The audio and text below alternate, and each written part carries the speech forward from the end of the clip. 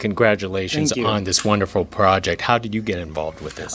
So I've been obsessed with Lou Pearlman since I was like in high school because I was just a big like pop culture nerd and I love figuring out where things come from. So you hear this music and it has to come from somewhere, and it turns out in this case it came from, you know, blimps and airplanes and Scandal and all this kind of stuff. And so he passed away a couple years ago, and then I was at Pilgrim and brought the project to Aaron, and then we kind of went out to Lance, and it all just is kind of history from there.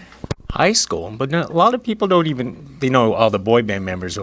How did you manage to come across Lou Pearlman's name? Well, I didn't have a lot of friends, so I had a lot of free time. Television was kind of my best friend, and so really just kind of just digging in and just kind of obsessed with pop culture and everything that kind of comes with it.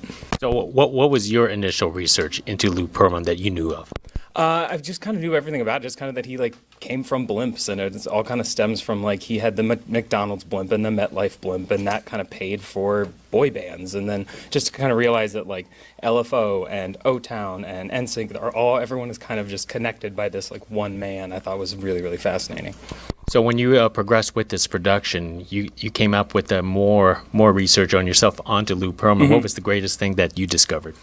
Oh, Lord, I don't even know. I think just realizing kind of taking his book and really uncovering all of the things that he lied about in his actual book that he published was, I think, one of the most exciting things we did, because there really are people to verify the facts that are untrue, and actually going down that road and getting able to do that was super fun.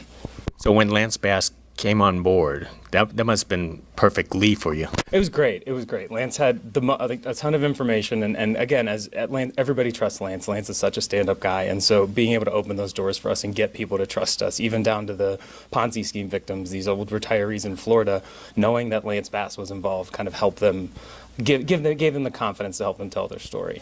Yeah, that was actually interesting. Why did you want to tell the whole complete story? You could have just easily done a documentary on just part of his life. I think that it's you got to look at the whole picture and really to know that his scams kind of were spanned over decades, and you have to really kind of get everybody's perspective, because yes, a lot of the boy band members are very successful now, people are doing well, but there's this whole other side of people who were just regular people who just kind of invested with him, that now kind of their lives are just completely turned upside down. So I thought it was important to tell the kind of big fame side and also the kind of smaller human side. Excellent. And do you have personal projects right after this? Yes. I'm actually working on a couple of documentaries in the music space, so we're excited to kind of push those forward.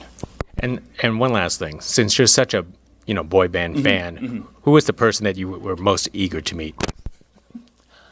I don't know. Meeting, honestly, like just the first time we met Lance, I think that was the coolest thing, because he's just the most accommodating person, and just to be around somebody that accommodating and famous is just always just like, oh, this is crazy. So I think I'll say Lance to give him the compliment.